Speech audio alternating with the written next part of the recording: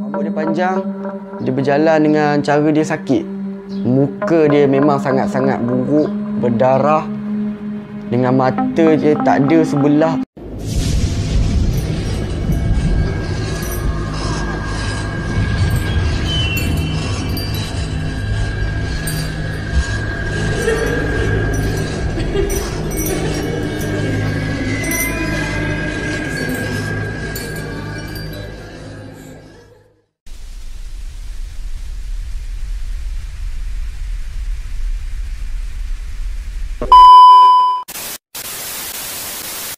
Okay, Assalamualaikum guys. Nama aku Muhammad Syamim bin Syukri atau lebih dikenali sebagai Dead Boy. So hari ni aku akan ceritakan dekat korang pengalaman seram aku. Okay. So pengalaman seram aku ni dia tentang sebuah tempat peranginan. Tapi tempat tu aku terpaksa rahsiakan lah. Dia di Kedah tapi nama dia kita terpaksa dirahsiakan lah. Sebab benda kita tak nak bagi orang takut kan. So masa tu aku dengan kawan-kawan aku kami dalam 3 orang macam tu je lah. So masa tu kami dalam 3 biji motor. Aku ingat lagi, kami sampai dekat atas tu kami ternampak satu pagar besar. Satu pagar besar, sangat besar. Dan dekat situ ada tulis satu benda lah dekat situ, dilarang mencerobohkan. So kawan aku ni, dia cakap tak apa, kita tak payah masuk kat dalam tu, kita pergi ke tepi. Kawasan dia kawasan hutan, sangat hutan. Sebenarnya kami nak pergi tu saja-sajalah, nak pergi tangkap gambar, nak mandi kat situ. Okay. Mula tu aku dah rasa pelik dah sebab dekat situ tak ada seorang pun yang mandi ataupun tak ada kereta-kereta semua, tak ada. Cuma yang ada kat situ kami 3 orang je. Tak apalah, bila kami dah pergi dekat situ, memang kawasan dia kami dikelilingi oleh hutan, pokok-pokok yang sangat besar. Dan bila aku sampai je dekat situ, aku ternampak kesan tapak kaki. Tapak kaki dia besar.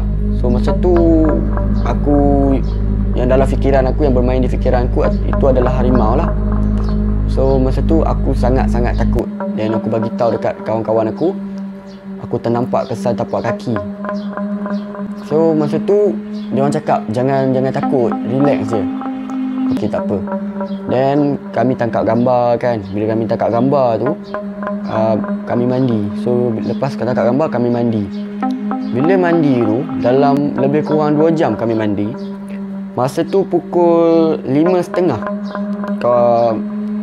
Cuaca pun dah redup. Okey, sebab kami duduk dalam hutan kan.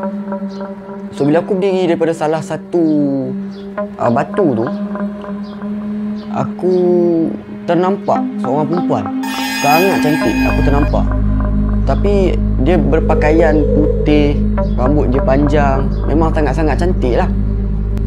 So dia macam memanggil aku, dia macam melambai aku, dia memanggil aku. Tapi aku takut, dengan keadaan aku takut. So aku bagi tahulah dekat kawan-kawan aku ni.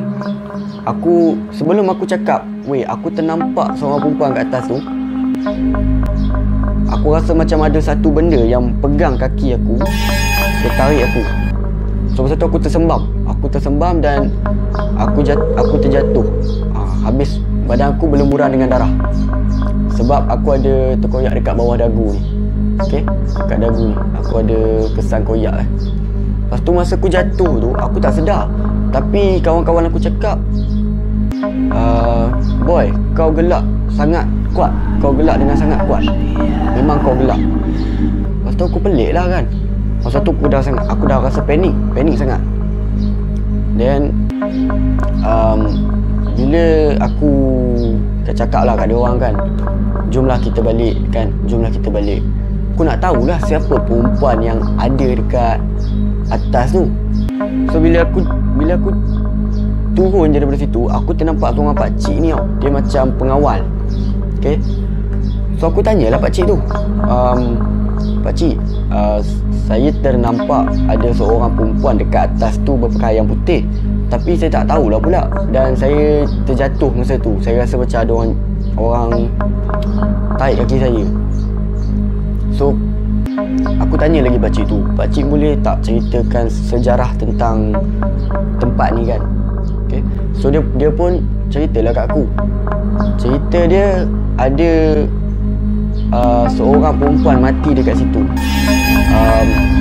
Aku tak tahulah cerita dia, tapi aku dengar cerita dia dirogol berkali-kali dan dibunuh di situ.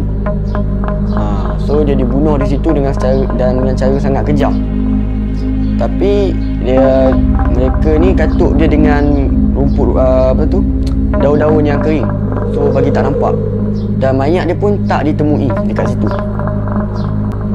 So aku rasa takkan yang tu je yang aku nampak kan, perempuan tu yang aku nampak. Tak apa, aku cuba lagi. Dan bila aku tanya lagi dekat pengawal keselamatan dekat situ tu, aku cakap dekat dia, saya ternampak satu pagar dekat situ. Okay? Pagar tu, dalam tu ada apa? So dia cakap dalam tu ada istana. Ada istana.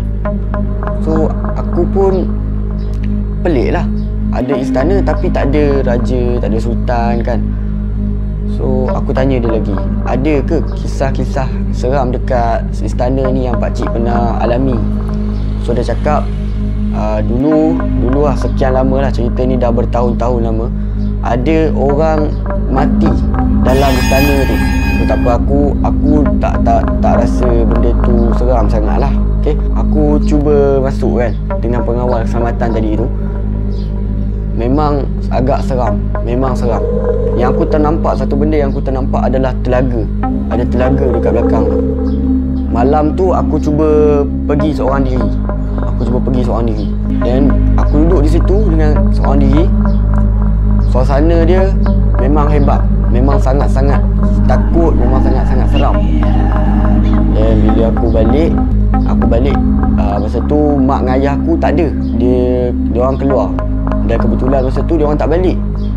So bila aku duduk dalam rumah aku tu, badan aku jadi seram sejuk, bulu roma naik. Dan aku terdengar barang-barang jatuh dekat belakang. Dia jatuh dekat belakang. Bila aku jalan je daripada situ, aku noleh ke belakang. Benda tu jalan slowly dekat belakang aku. Aku memang gelabah teruk, memang tak tahu nak buat apa. Benda tu jalan slow. Dia bukan datang menghampiri aku, dia pergi ke belakang. Benda tu memang dia bongkok, rambut dia panjang, dia berjalan dengan cara dia sakit. Seperti dia memegang perut dia. Dia jalan, dia sakit. So aku tak tahu nak buat macam mana. Aku beranikan diri aku. So aku pun rasa benda tu adalah perasaan aku lah. Aku anggap benda tu dalam fikiran aku lah. So tak apa, aku masuk tidur. Tepat pukul 2.30 pagi, bila aku bangun, aku ternampak benda tu duduk atas almari aku dengan cara bertinggung. Dia besar, memang besar, sangat-sangat besar. Aku rasa cuak, badan aku dah berpeluh semua, dah takut. Dan dia turun slow-slow. Bila dia turun slow-slow tu, aku cuba lari keluar. Tapi bila dia pegang je kaki aku tu, aku dapat rasakan benda tu yang pegang kaki aku masa aku jatuh tu. Dia seolah-olah bercakap, tapi cara dia bercakap dengan bahasa yang pelik. Bahasa yang macam ni. Tapi aku tak faham apa yang dia cuba sampaikan dekat aku. Dan masa tu aku jadi gelabah. Aku tak tahu jadi apa. Dan aku keluar dan aku pergi tidur dekat rumah kawan aku. Aku tak balik. Tapi bila aku sampai je rumah, mak dengan ayah aku ada kat dalam kan. So aku cakap lah dekat mak dengan ayah aku apa semua. Cuma mak dengan ayah aku ni tak percaya. Dia tak percaya. So aku cakap, okey, tak apa, malam ni aku akan cuba lagi untuk try dalam bilik ni. Okay.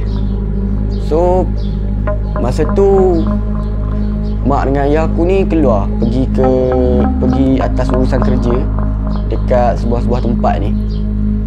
So aku ditinggalkan dalam masa 2 hari. So dalam 2 hari ni aku nak tahu. So malam tu bila aku tidur sekali lagi aku buka mata, aku nampak dia ada. Tapi bukan di atas almari aku, di depan aku, di depan muka aku. Ya Allah, muka dia memang sangat-sangat buruk, berdarah, dengan mata dia tak ada sebelah. Ya Allah, memang aku tak tahu nak cakap macam mana. Takut, serius takut gila. Tapi aku, benda tu dia macam menghempak badan aku. Aku tak boleh nak bernafas. Yang aku tahu adalah aku menjerit, aku menangis. Memang aku sangat-sangat takut masa tu, sehingga kan aku jadi fobia. Sehingga macam aku dah tak nak pergi ke tempat tu balik. 2 hari aku ditinggalkan dalam rumah tu, dan 2 hari aku kena kacau. Start je pukul 12 tengah malam, terus benda tu buat benda ni, jatuh benda ni, sampai aku punya peti sejuk pun jatuh. Bila aku masak, bila aku nak makan semua, ada yang kacau, dia baling benda tu, dia baling benda ni. So aku pun terpaksa ambil langkah dengan mencari ustaz lah kan, sebab aku rasa dia orang lebih adil. So bila aku ingat lagi malam tu hari Selasa pukul 12 dekat dengan pukul 1, sebab benda tu dia selalu main pukul 12 dengan pukul 1. Okay, so ustaz tu cakap, kau pergi tidur. Aku pun tidur, aku tidur. Ustaz tu ada dengan aku sekali. Dan bila ustaz tu duduk depan pintu aku, ustaz tu terus tarik benda tu kan.